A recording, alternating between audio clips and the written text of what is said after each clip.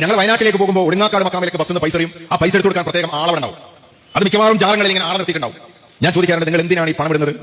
അടുത്തിരിക്കുന്ന സുഹൃത്താണെങ്കിൽ നിങ്ങൾ എന്തിനാണ് പൈസ എടുത്തത്? അത് ഒരു നേർച്ചുണ്ട്, അല്ലെങ്കിൽ അടുത്ത ആഴ്ച ഒരു പരീക്ഷ ഉണ്ട്, മോൾക്ക് ഗർഭമാണ്, പ്രസവമുണ്ട്, അല്ലെങ്കിൽ വിസക്ക് കൊടുത്തിട്ടുണ്ട്, കിട്ടാനുണ്ട്, അല്ലേ?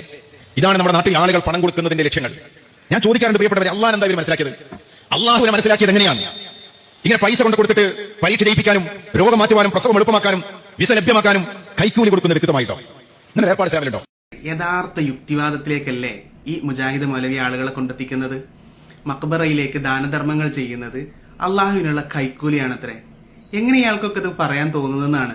ഒരു വിശ്വാസിയാണല്ലോ, തലയിൽ തൊപ്പിയൊക്കെ വെച്ചിട്ടുണ്ടല്ലോ, എന്നിട്ട് അയാൾ എങ്ങനെ ഇതൊക്കെ പറയുന്നെന്ന് അത്ഭുതം തോന്നാണ്. കാരണം നമുക്കറിയാം, അസ്വദക്കത്തു റദ്ദുൽ ബലായാണ്. സ്വതക്ക ചെയ്തിട്ടുണ്ടെങ്കിൽ ആപത്തുകൾ തടുക്കപ്പെടും. അപ്പോ ആപത്തുകൾ തടുക്കാനുള്ള കൈക്കൂലിയാണോ ഈ സ്വതക്ക എന്ന് പറയുന്നത്?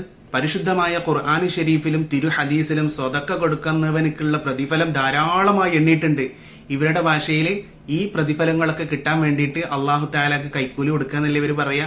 നരകമോചനം കിട്ടും, സ്വർഗം കിട്ടും, ആഫത്തുകൾ തടുക്കും, വിഷമങ്ങൾ നീങ്ങും, പ്രയാസങ്ങൾ അകലും, അങ്ങനെ ധാരാളം പ്രതിഫലങ്ങൾ സ്വതക്ക ചെയ്യുന്നതിലേക്കൂടെ കിട്ടുമെന്ന് ഏതൊരു പ്രൈമറി മുസ്ലിമിന് അറിയുന്നൊരു കാര്യമല്ലേ. അപ്പൊ ഇതൊക്കെ എന്താണ്? അള്ളാഹ്ക്ക് കൈക്കൂലി കൊടുക്കലാണെന്നാണ് ഇവരുടെ ഭാഷ പ്രകാരം. ഏർപ്പാട് ചെയ്യാമല്ലോ. ഇസ്ലാമിലെ നേർച്ചുണ്ട്. ഇസ്ലാമിലെ നേർച്ചെന്താ? ഒരു പുണ്യകർമ്മത്തെ നിർബന്ധമാക്കി നിശ്ചയിക്കാം. അത് ജാലങ്ങളിൽ പോയിട്ട് പൈസ കൊടുക്കുന്നില്ല. ഞാൻ ചോദിക്കാറുണ്ട്, ഞാനൊരു പാവപ്പെട്ടവനാണെന്ന് വിചാരിക്ക്, എന്റെ കയ്യിൽ എറിഞ്ഞു കൊടുക്കാനുള്ള നാണയത്തൊട്ടുകളില്ല. ഒരുപാട് ആഗ്രഹങ്ങളുണ്ട്. എന്റെ രോഗം മാറണം, എന്റെ ദാമ്പത്യത്തിൽ കുട്ടികളെ കിട്ടണം, എഴുതാൻ പോകുന്ന പരീക്ഷ ജയിക്കണം, എന്റെ അടുത്ത ബന്ധുക്കളുടെയോ എന്റെ സ്ത്രീകളുടെയോ പ്രസവങ്ങൾ എളുപ്പമാകണം, ഞാൻ സഞ്ചരിക്കുന്ന യാത്രാവാഹനം അപകടം കൂടാതെ ലക്ഷ്യസ്ഥാനത്തെത്തണം, കൊടുക്കാൻ പണമില്ലാത്തതിന്റെ പേരിൽ, എറിഞ്ഞു കൊടുക്കാൻ നാണയത്തൊട്ടില്ലാത്തതിന്റെ പേരിൽ എന്റെ രോഗം മാറ്റി തരില്ലേ പടച്ചോൻ, ഞാൻ എഴുതാൻ പോകുന്ന പരീക്ഷ ജയിപ്പിക്കില്ലേ പടച്ചോൻ, എനിക്ക് വന്ന അസുഖം മാറ്റി തരില്ലേ പടച്ചോൻ, ഭണ്ഡാരപ്പെട്ടികളിൽ പൈസ ഇടുന്നവന്റെ മാത്രം രോഗം മാറ്റുന്ന ഒരു പടച്ചോൻ ലോകത്തുണ്ടോ? നേർച്ചക്കുട്ടികളിൽ നാണയത്തൊട്ടിട്ടാൽ മാത്രം പരീക്ഷ ജയിപ്പിക്കുന്ന ഒരു പടച്ചോൻ ലോകത്തുണ്ടോ? ദാനധർമ്മങ്ങൾ ചെയ്താൽ മാത്രമേ നമ്മുടെ ആഗ്രഹങ്ങൾ പൂർത്തീകരിക്കുള്ളൂ, നമ്മുടെ പ്രയാസങ്ങൾ നീങ്ങുള്ളൂ, രോഗം മാറുള്ളൂ എന്ന് നമ്മൾ പറയാറുണ്ടോ? എന്നിട്ട് ഈ മൗലവി പറയുന്ന നോക്കുക, അങ്ങനെ മാത്രം എന്നാക്കിയിട്ട് ഇയാൾ അങ്ങ് മാറ്റുകയാണ്. അതൊരു മുജാഹിദ് ആകുമ്പോൾ ഉണ്ടാകുന്ന സാമാന്യം ക്വാളിഫിക്കേഷൻ ആണ് നമ്മൾ മനസ്സിലാക്കുക. എന്തിനാണ് സഹോദരന്മാരെ മക്ബറയിൽ നമ്മൾ പണം ഇടുന്നത്? മക്ബറയിലേക്ക് പണം നേർച്ചയാക്കുന്നത് എന്തിനാണ്? നേർച്ച എന്ന് പറഞ്ഞിട്ടുണ്ടെങ്കിൽ ദാനധർമ്മം കൊടുക്കുക എന്നുള്ള സുന്നത്തായ ഒരു കാര്യമാണല്ലോ. അത് നേർച്ചയാക്കിയ ഫറലായി, അത്രയേ ഉള്ളൂ.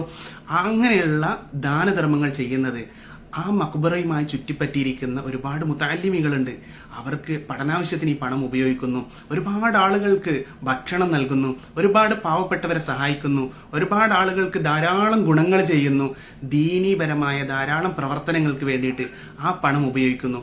അങ്ങനെ ആവശ്യങ്ങൾക്ക് വേണ്ടി ഈ പണം സംഭാവന ചെയ്യുമ്പോൾ അത് എത്ര വലിയ പുണ്യമുള്ള കാര്യമാണ് എന്ന് ഏറ്റവും ചെറിയൊരു കോമൺ സെൻസ് കൊണ്ട് ചിന്തിക്കുന്ന ഒരു മനുഷ്യർക്ക് മനസ്സിലാകുന്ന കാര്യമാണ്.